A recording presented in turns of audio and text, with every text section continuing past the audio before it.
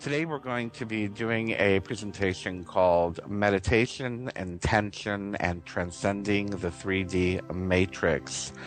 Um, Many people talk about meditation. I'm actually one of those people that talk about meditation quite a bit because I do feel it's very important. And one of the reasons why I put this presentation together for you is that these three things, meditation, intention, and the tools of transcending the 3D matrix are a main part of what I do on my path, what you want to call it, my awakening path, my spiritual path, my truther path, whatever path you want to call it, my path to greater consciousness is very much involved in meditation, the intention process, and the tools, and using tools to transcend the 3D matrix.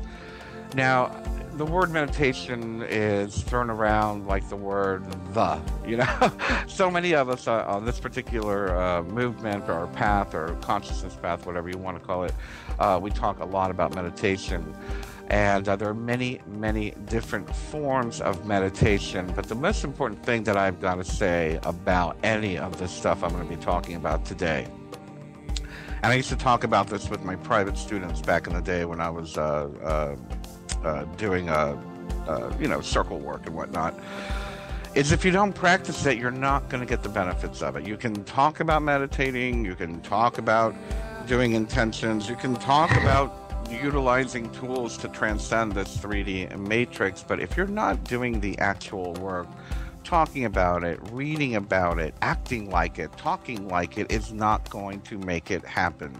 You must participate in a daily meditation in order to get the benefits that you can get from it. I know everyone knows something else I need to do. Something else I need to do. 5 minutes of complete relaxation, calming your mind, calming your breath is not really a lot. Think about it. Really, you're going to complain about taking 5 minutes out of your day to just relax and calm your mind and ground yourself and have a moment of clarity?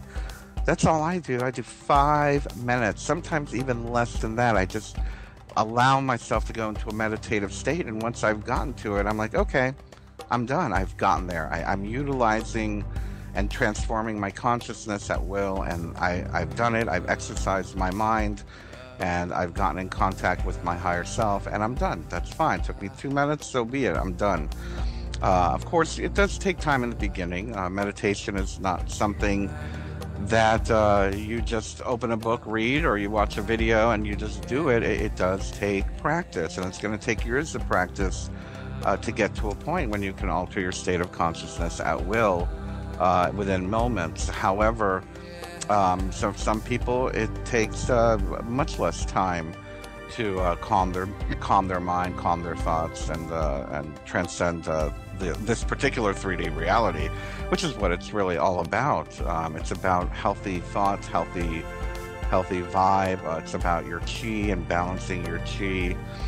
There's so many different benefits that come from meditation. Everything from better mental health, better physical health. You speed up your metabolism.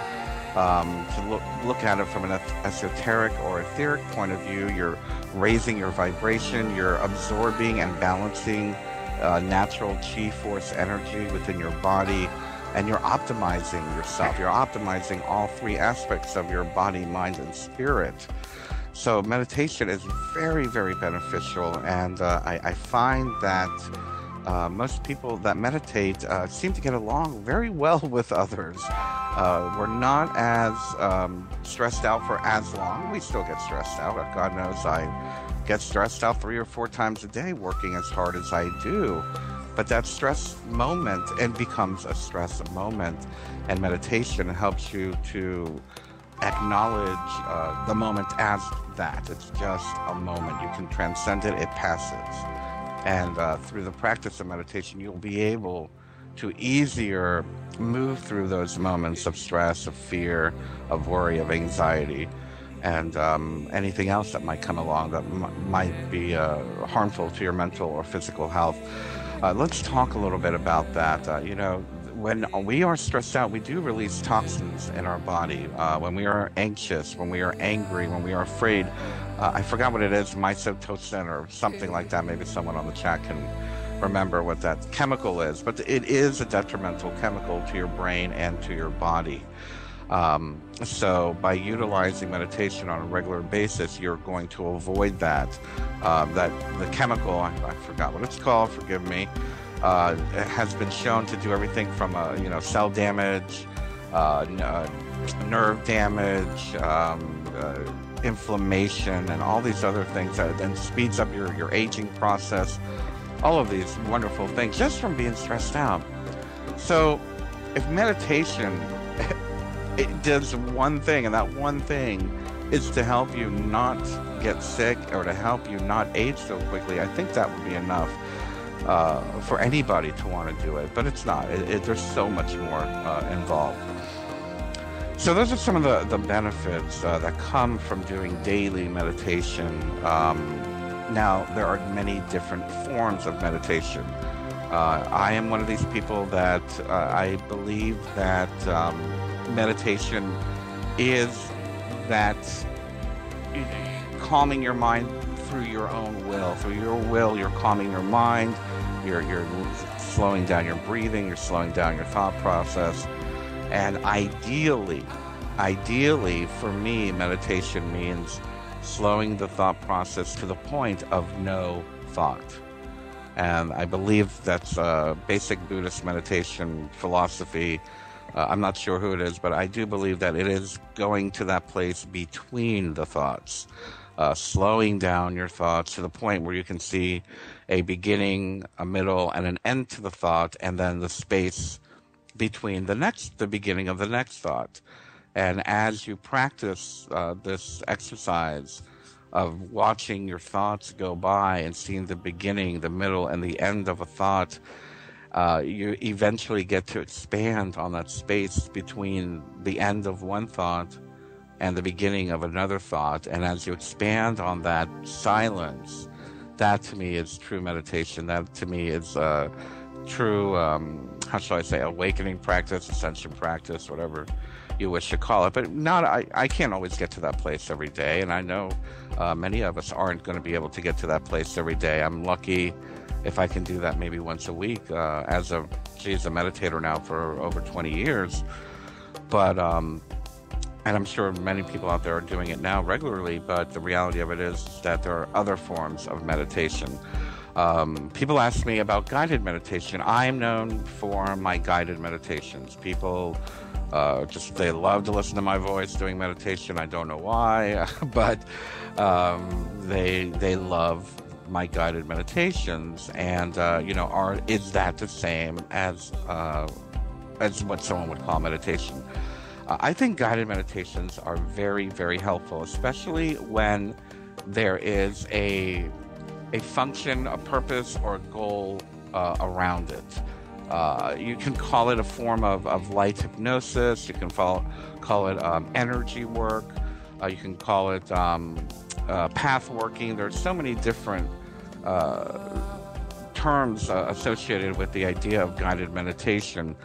But I do feel that, especially for in the beginning, or for a beginner, or someone who's just lazy at meditating, guided meditations are awesome. They're absolutely wonderful, and when it's done by the right facilitator, you can get a lot out of it. I feel that again, I call it the lazy man's meditation, but it's kind of like television, but at least you're doing something with a goal. Television zones you out and turns you into a zombie. Well, guided meditation will zone you out, but at least there will be some form of a goal, something positive, some positive outcome out of it, as well as you learning the steps to relaxation. I think that's one of the most important things that I try to teach my people. I do facilitate a weekly meditation group here in Roanoke, and that's one of the things I tell them when we're doing a guided meditation is to remember the process, because the more you do guided meditation and the more you see the signposts, for lack of a better term, of okay, now I'm focusing on my breathing. I'm starting to relax. Okay, now I'm feeling my body relax. Okay, now my thoughts are slowing down. Now I'm going to a place between the thoughts. And you practice that enough, even through a guided meditation, it becomes easier. It's that neuroplasticity principle of creating new neural pathways in your brain. For me, I believe that's one of the biggest benefits you can get with guided meditation is the idea of creating neuroplasticity channels or neuro pathways in order to recall that feeling, recall the sense of, okay, now I'm feeling relaxed. Oh, I remember when I heard that guy or that woman asked me to take a deep breath and I just felt instantly relaxed. Recalling those moments will help you in your own personal practice to evoke, even the memory of that evokes that state of consciousness. A lot of the things I do with my meditation work is I'll ask people to remember a time in their life when they just felt completely relaxed. Just think about it. Everyone listening right now, do you remember the last time you felt completely relaxed, where you were, who were you with, what were you seeing, what were you doing? And just remembering that instantly creates a trigger in your brain. That memory reminds you of that feeling of relaxation. So it becomes a tool for you within your daily practice of meditation. So yeah, I think guided meditations are absolutely wonderful. There's all different types of meditation. There's Zen meditation, there's Buddhist meditation, there's pagan path working, there's trance meditation. You can use breathing, a Kundalini meditation, yoga meditation, Tai Chi meditation. There's so many out there. But I ask you to please explore a little bit of each of these and find out what works for you the best. A lot of times people can't do guided meditations. They're not good at visualizing. And someone like myself who's been doing this for a while, I make sure that I include sound and colors as well as images, because a lot of people can't see color when they're meditating. A lot of people can't visualize detail. So I try to evoke emotion as well, and it's important to find out what works best for you. Is it visualizing? Is it listening to meditation music? Is it deep breathing Kundalini exercise? Is it chanting? A very famous form of meditation is transcendental meditation, and that evokes, that utilizes your personal mantra. A lot of people, there's a lot of controversy around transcendental meditation and getting that personal mantra, but for me, I'll be honest, chanting does not work for me. I like toning. Toning is a little bit different. We're going to get into that because we're going to talk about toning during the intention part of this program. But toning for me is just vibrating noise, and that makes a bit of a difference for me versus chanting some word in some language that I don't recognize. So it's, even sometimes it's easier just to use a word. I use the word love, actually. I tone the word love as part of my intention practice. And that seems to work for me. Now, again, it's different for everybody. We all have different attention spans. We all have different things, energetic links that we connect easier with some things than others. So, if Tai Chi, I love Tai Chi. I would love to be able to get into Tai Chi. But my attention span doesn't work like that. I need to do short burst, deep meditation in 5 or 10 minutes. I'm not one of these people that can do an hour of Tai Chi. I wish I could. I love it. I think it's a very beautiful, graceful exercise. But then again, I'm not aspiring to become a Buddhist monk either anymore.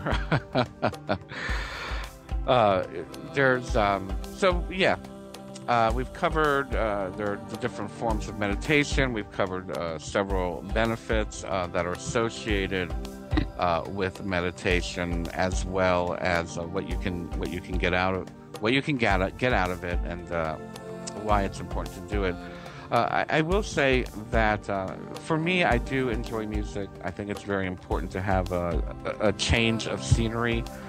When I do have the time, I will light my incense and light my candles. I, dim the lights. I think that creating a conducive environment for that is very helpful. It's not necessary, but for some people it is necessary. You need to totally change your perspective on the world and go for it. Some people can't just lock themselves in the bathroom. And I joke because many people say they're too busy to meditate, and I'll say, well, lock yourself in the bathroom. Tell your husband to play catch with the kids for 5 or 10 minutes. Lock yourself in the bathroom. Put on a scented candle, put on your headphones, and just take a few deep breaths and give yourself that moment of clarity and that moment of relaxation, and that's a start. It's a Band-Aid, but it's a start, and there's something that to be said for even taking time out for you.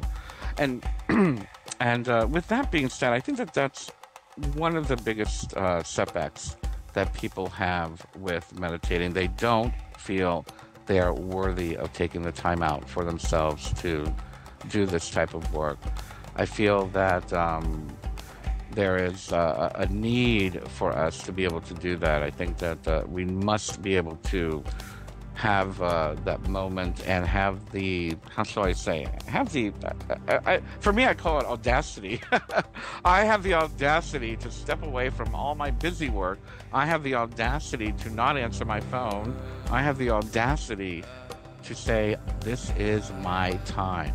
This is my time for me, and I am taking it because I know that I deserve it. And we must, there seems to be this really strange idea, and I'm one of these people too. I have that moment, those moments where it's like, oh, well, no, I don't deserve that. I shouldn't do that. I really shouldn't take 2 days off from work, or I'm my own boss, and I still feel guilty taking a day off from work, but I'm doing it this weekend. Anyway, but the reality of it is that a lot of us feel we are not worthy. Listen. You have the right to be happy, healthy, and relaxed, and centered, and living joyful, and taking 30 minutes, and I'm going to say 30 minutes, probably for the rest of the program, because there may be a lot of people that are just starting off. 30 minutes a day to, dim the lights, put on some mellow music, light some incense, take a few deep breaths, get into a relaxed state of mind, and allow yourself to just sit. And with that being said, let's talk a little bit, because after the break we are going to do a guided meditation. I don't think I've done one in probably about a year, but we are going to do a guided meditation. I am going to give you some basics after the break, but I just want to say some of the things to look out for when you're meditating is the distraction. And a lot of people are like, oh, I heard a noise, I'm distracted. That's fine. It doesn't mean you're not meditating. It just means you heard a noise. Oh, something, I just remembered this. Well, that's fine. You just remembered it. Let it go. It's okay to be distracted while you're getting into that mode, into that state of meditation. That's fine. Allow yourself to be distracted. I did a class last week. Some guy started sawing outside the window of the center.